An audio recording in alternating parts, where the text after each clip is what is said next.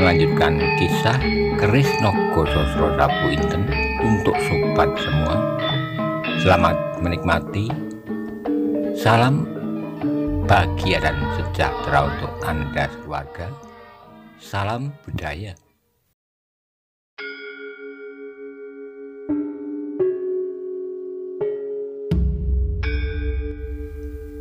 Pada episode sebelumnya dikisahkan, setelah Aryo Saloko menuturkan apa yang menjadi tujuannya datang bersama laskarnya di Pamingit, Lembu Suro menjadi terharu dan menyesali atas apa segala perbuatannya beberapa waktu yang lalu terhadap Aryo Saloko. Bagaimana kisah selanjutnya? Simak bersama-sama. Teringatlah betapa ia berusaha mati-matian untuk memusnahkan Aryo Saloko, dan tiba-tiba anak itu sekarang datang menyelamatkan tanahnya. Apalagi ketika Lembu Suro menyaksikan Laskar Banyu Biru dengan mata kepala sendiri, ia menjadi bertambah malu. Disangkanya bahwa Laskar Aryo Saloko tidak lebih dari gerombolan berandal yang hanya mampu mencegat orang pergi berbelanja ke pasar.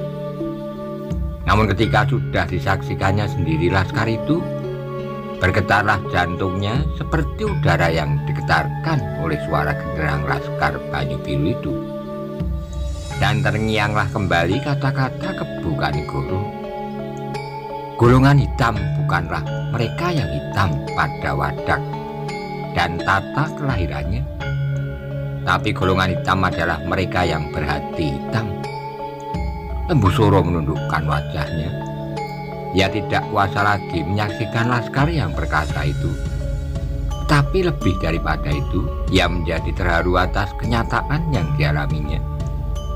Terbayanglah di dalam rongga matanya seolah-olah semua mata memandangnya dengan penuh penyesalan atas perbuatannya.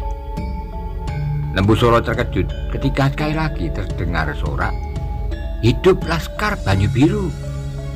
Perlahan-lahan ia mengangkat wajahnya, nampaklah di luar barisan berjalan Aryo Saloko dengan tombak Kyai Banjak di tangannya bersama-sama wulungan. Dada Lembu Suro menjadi berdentang karenanya. Tiba-tiba ia seolah-olah melihat kakak Gajah Suro berjalan di mukanya, memandangnya dengan marah dan berkata kepadanya, "Lembu Suro, coba bunuhlah anakku itu kalau kau berani." Sekali lagi wajah Lembu Suro terbanting ke tanah. Yang mempunyai tanggapan lain adalah Sawung Sariti. Ketika pasukan Banyu Biru itu lewat, terasa dadanya berdesir pula, karena ia pun sama sekali tak menyangka bahwa Laskar itu dapat berbaris dengan tertib serta penuh kepercayaan pada dirinya. Betapa mereka menggenggam senjata mereka dengan cermatnya, sebagai tanda bahwa mereka menguasai setiap senjata yang berada di tangan. Dengan baiknya, di dalam hati kecilnya Lembu Suro bersyukur pula bahwa laskarnya tak terlibat dalam pertempuran dengan Laskar Banyu Biru itu, sebab dengan demikian ia akan terpaksa meninggalkan Banyu Biru dengan nama yang ternoda kalau terpaksa laskarnya tak mampu melawan Laskar Aryo Saloko itu. Tetapi yang kemudian menguasai perasaan Sawung Sariti adalah sifat-sifatnya yang kurang baik. Ia menjadi iri hati terhadap kemampuan Aryo Saloko memimpin laskarnya, iri hati terhadap kegagahan Laskar itu, apalagi ketika ia melihat eyangnya nampak bangga dan ayahnya bersedih. Sebelum Laskar itu habis sampai ke ujungnya, ia sudah memalingkan mukanya. "Bagaimana anak mas?" terdengar suara di belakangnya. Geramnya. "Bagaimana menurut pendapatmu, Galunggung?" "Tak berarti," sahut orang itu. "Besok atau lusa Laskar yang sombong itu pasti sudah akan dihancurkan oleh arus Laskar gabungan dari golongan hitam." Sawung Sariti mencibirkan bibirnya. Laskarnya tak begitu banyak, apa yang dibanggakan? Yang datang hanya separuh, Tuan. Tiba-tiba terdengar suara lain di sampingnya. Ketika keduanya menoleh, dilihatnya Srenggo berdiri di situ. "Dari mana kau tahu?" tanya Sawung Sariti. "Dari pengawal," jawab Srenggo. "Omong kosong," sahut Galunggung dengan wajah yang dilapisi oleh kedengkian. Srenggo kemudian berdiam diri, yang lain pun diam. Sekali lagi mereka melayangkan pandangan mereka kepada pasukan yang lewat. Namun sesaat lagi habislah barisan itu. Mereka yang menyaksikan segera kembali pula ke tempat masing-masing. Sebagian besar dari mereka merasa bahwa pekerjaan mereka akan diperingan karena kedatangan laskar itu.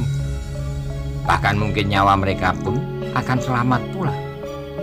Laskar Pamingit akan bebas dari kemusnahan mutlak. Meskipun demikian, kemampuan tempur Laskar Banyu Biru masih perlu diuji. Malam itu Laskar Banyu Biru beristirahat di tempat yang sudah ditentukan di halaman banjar desa yang tak begitu luas, sehingga sebagian besar dari mereka harus duduk bersandar pagar di sepanjang jalan desa di muka banjar itu. Namun mereka dapat merasakan kenikmatan dari waktu istirahat itu. Arya Saloka, Maesa Jenar, Kebo Kanigoro kembali duduk bersama-sama dengan Ki Ageng Suro Dipoyono. Ki Ageng Lembusura, Sawung Sariti, dan Wulungan. Ki Ageng Suro Dipoyono kemudian mengambil seluruh pimpinan di tangannya. "Tak ada pilihan lain, Ayah," jawab Lembusura. Ki Ageng Suro Dipoyono mengangguk-anggukkan kepalanya. "Terima kasih atas keikhlasanmu, Lembusura." Selanjutnya orang tua itu membuat perintah-perintah yang harus dilakukan oleh Arya Saloka beserta laskarnya dan Lembusura dengan Laskar Pamingit. Menurut perhitunganku serta pengintai-pengintai yang datang sampai saat terakhir, mereka tidak akan menyerang kedudukan kita sekarang ini, kata Ki Ageng Suro Dipoyono. Sebab mereka merasa bahwa jumlah laskar mereka tidak terlalu banyak, hingga mereka lebih senang menanti kita datang menyerang. Tak seorang pun yang mengajukan pendapatnya. Karena itu orang tua itu meneruskan, "Kita masih mempunyai 1 hari untuk beristirahat. Lusa kitalah yang mengambil peran. Menyerang kedudukan mereka, kita mengambil daerah pertempuran yang luas dengan gelar Jinotro Sawur atau gelar-gelar yang lain yang menebar, Garuda Nglayang atau Sape Turang." Tiba-tiba orang tua itu teringat bahwa di antara mereka duduk seorang bekas perwira prajurit pengawal raja yang pasti mempunyai perhitungan-perhitungan yang cukup cermat dalam peperangan antara dua pasukan yang berjumlah besar. Karena itu segera ia berkata, "Bukankah begitu, Anggir Maesa Jenar?" Maesa Jenar sadar pada kedudukannya, maka ia pun menjawab, "Demikianlah Ki Ageng, namun aku ingin mengusulkan untuk melawan mereka yang biasa bertempur tanpa aturan dan terlalu percaya pada kesaktian pemimpin mereka. Biarlah di antara kita pun ada beberapa orang yang terlepas dari ikatan gelar untuk melayani pemimpin-pemimpin mereka yang tak mau mengikat diri itu." "Bagus," sambut orang tua itu. "Kita pun mempunyai orang-orang semacam itu di sini. Titis Anganten misalnya." Baru saat itulah Maesa Jenar teringat bahwa di dalam Laskar Pamingit terdapat seorang sakti yang bernama Titis Anganten. Karena itu kemudian ia bertanya, "Di manakah Paman Titis Anganten?" "Ia berkeliaran sepanjang hari," jawab Ki Ageng Suro Dipoyono. "Tapi ia hadir dalam setiap pertempuran. Kalau demikian, biarlah Paman Titis Anganten kita perhitungkan pula. Siapakah para pemimpin golongan hitam dari angkatan tua itu?" tanya Maesa Jenar. "Bugel Kaliki, Simorudro, Pasingsingan, Nagoposo, dan Suro Sarunggi," jawab Suro Dipoyono. "Nah, kalau demikian kita pun harus melepaskan 5 orang dari ikatan gelar itu. Bahkan barangkali lebih dari itu untuk melawan tokoh-tokoh muda mereka seperti Lowo Ijo dan Soko-Soko," sahut Maesa Jenar. Ki Ageng Suro Dipoyono mengangguk-anggukkan kepalanya. Tetapi siapakah 5 orang itu? Mungkin dirinya sendiri dapat melayani setiap tokoh sakti lawan mereka itu. Atau orang kedua adalah Titis Anganten. Tapi lalu siapa? Maiso Jenar sendiri merasa bahwa ia pun sanggup untuk menyerahkan dirinya dalam pengabdian itu. Namun agaknya sulitlah baginya untuk menyatakan diri. Tapi dengan tak diduga-duga terdengarlah suara Sawung Sariti dengan nada yang tinggi. Siapakah 5 orang dari kamu itu? Ki Ageng Surodipoyono menarik napas. Ia melihat wajah cucunya dengan kecewa. Juga nada suaranya tak menyenangkan. Namun orang tua itu menjawab, sudah menjadi kewajibanku untuk menjadi orang yang pertama cucu, sedang yang kedua yangmu Titis Anganten. Kata-kata orang tua itu terputus. Ia ragu-ragu untuk meneruskan. Dan memang tak diketahuinya siapa yang akan disebut namanya. Lalu siapakah yang ketiga, keempat, dan kelima? Sawung Sariti mendesak. Ki Ageng Surodipoyono menggeleng-gelengkan kepalanya. Jawabnya, aku belum tahu, Sariti. Sawung Sariti tersenyum, senyum yang mengundang 1001 macam kemungkinan. Katanya, kenapa bukan Paman Maiso Jenar yang perkasa serta sahabatnya dari Karang Tumoritis itu? Sawung Sariti mengharap bahwa Maiso Jenar tidak akan menolak di hadapan sekian banyak orang. Kalau Maiso Jenar menerima tawaran itu, apakah ia mampu berbuat demikian di Kedangan? Simorodro dan Bugel Kaliki pernah mengalami kekalahan. Namun ia tidak yakin bahwa kekalahan itu disebabkan karena Maiso Jenar dan sahabatnya itu. Berapa laskarnya melihat seorang berjubah abu-abu ikut serta membantu mereka. Dan ia tidak tahu siapakah orang berjubah abu-abu itu. Apakah ia Pasingsingan? Tapi Pasingsingan tidak akan gila. Malah mungkin eyangnya itu sendiri, atau Titis Anganten, atau Ki Ageng Pandanalan.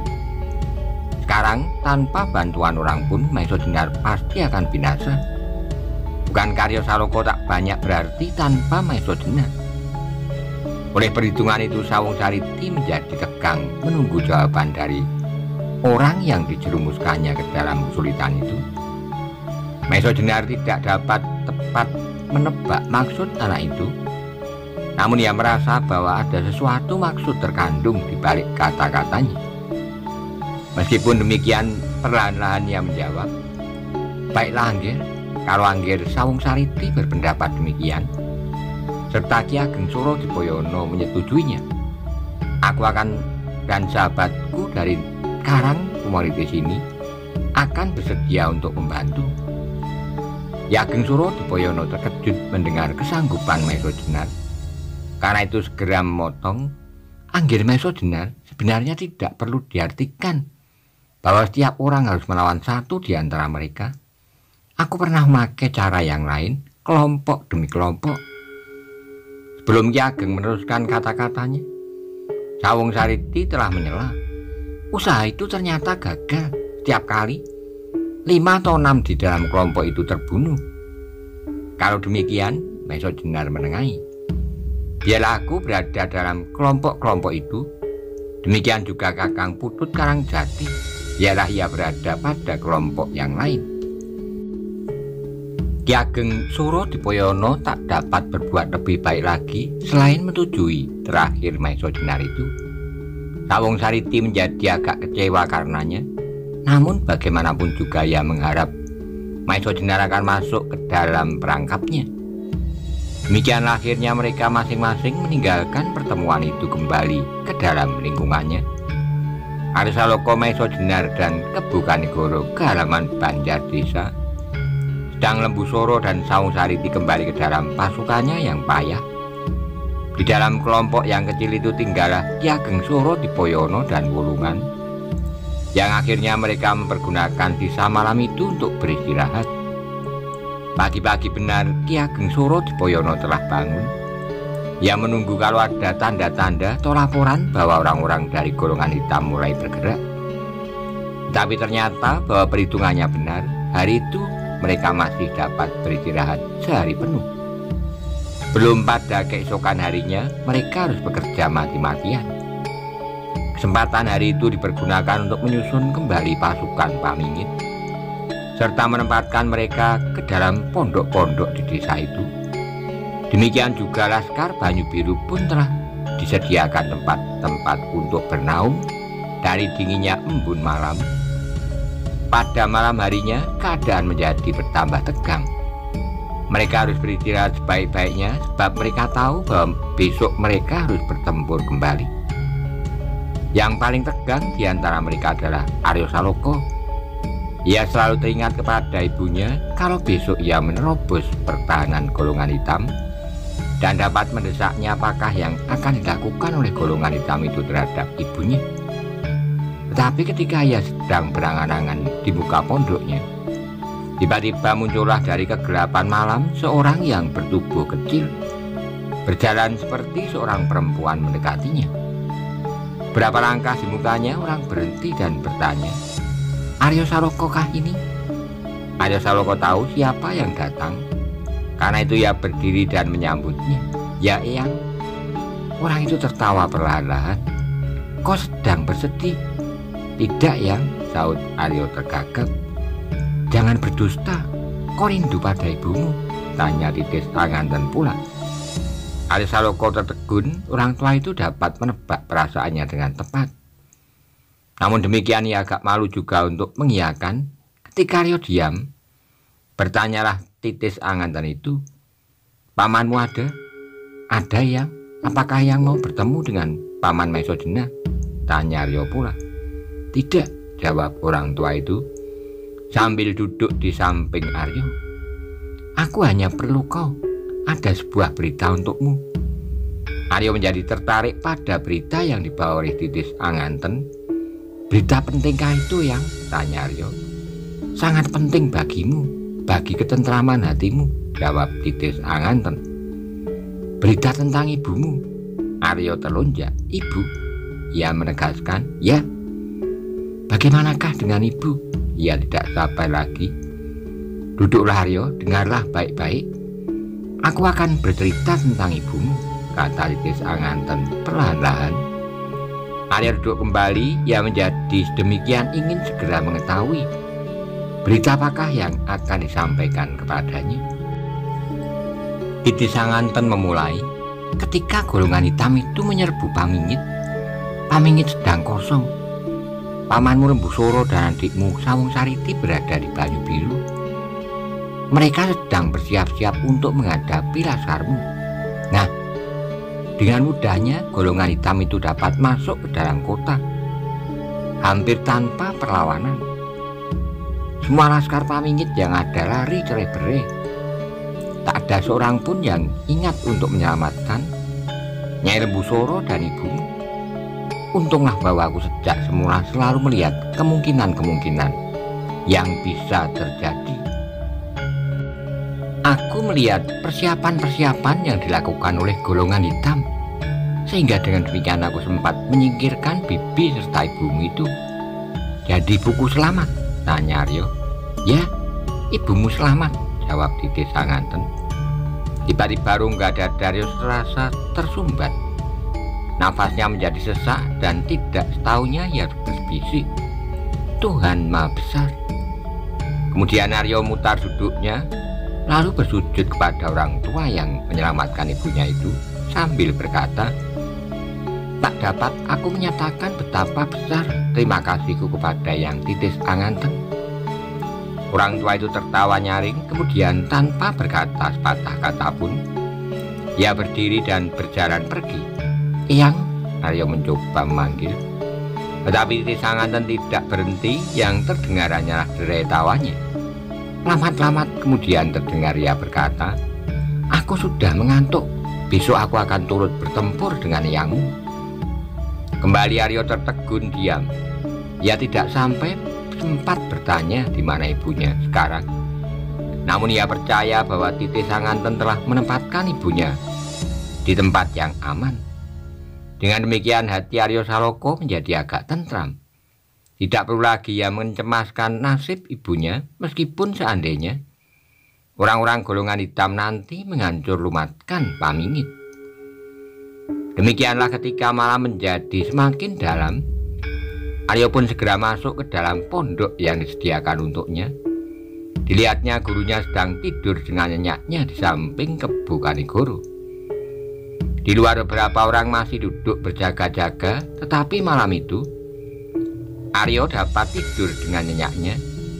Ia tidak peduli lagi apa yang terjadi atas dirinya besok pagi. Namun ia malam itu bermimpi indah. Ia melihat ibunya segar bugar, tersenyum kepadanya sambil berkata, "Aryo, sambutlah dengan kedua tanganmu, hari akan cerah." Aryo tersenyum dalam tidurnya. Pagi-pagi ia terbangun oleh kesibukan di halaman.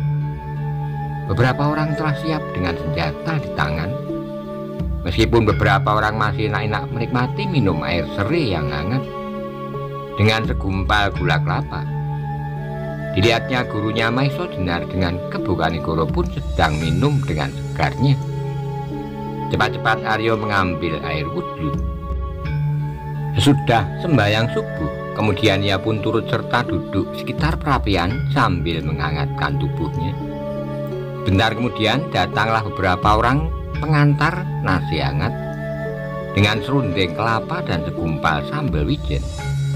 Betapa nikmatnya mereka makan bersama sebelum mengadu nasib, berjuang di antara hidup dan mati.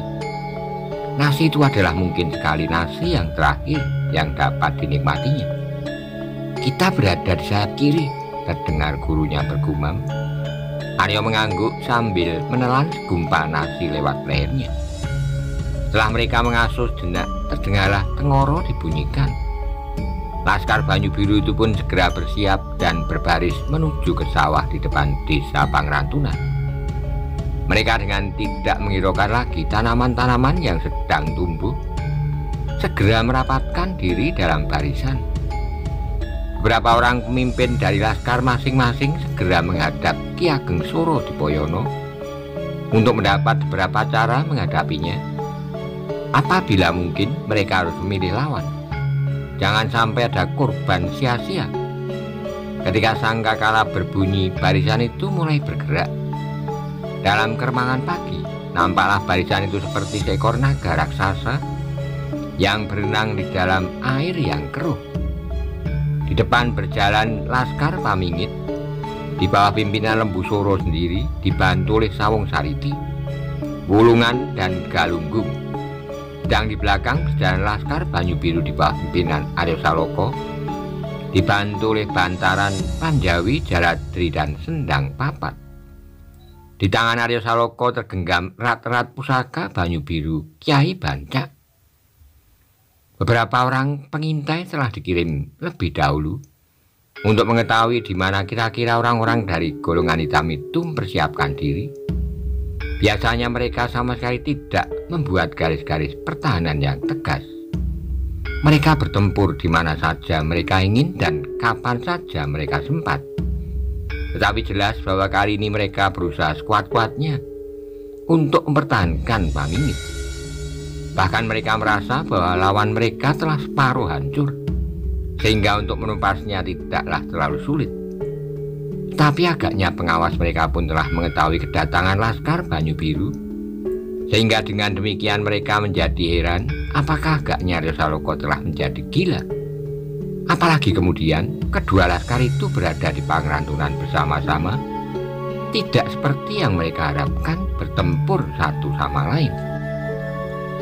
Dengan bangga atas kekuatan sendiri, Simorudro berkata, "Kalau di dalam Laskar Banyu Biru itu ada Maiso Jenar, akulah lawannya, sebab ia telah membunuh menantuku." Berapa lama kemudian, pengintai dari Pamingit itu pun melaporkan kepada Ki Ageng Suro Dipoyono bahwa orang-orang golongan hitam itu tidak bergerak dari Kepandak. Namun orang-orang mereka yang di Sumber Panas pun telah ditariknya. Mereka memusatkan kekuatan di satu tempat untuk menghadapi Laskar Pamingit dan Banyu Biru. Demikianlah ketika mereka telah berhadapan-hadapan dengan desa Kepandak, Ki Ageng Suro Dipoyono pun menghentikan laskarnya. Kemudian diperintahkannya Laskar Pamingit dan Banyu Biru membentuk gelar perang Sapi Turang. Laskar Paningit dan Laskar Banyu Biru itu pun segera bergerak dalam garis yang menebar. Laskar Paningit di sayap kanan, Laskar Banyu Biru di sayap kiri, yang masing-masing merupakan sapit dari seekor udang raksasa yang siap menerkam lawannya.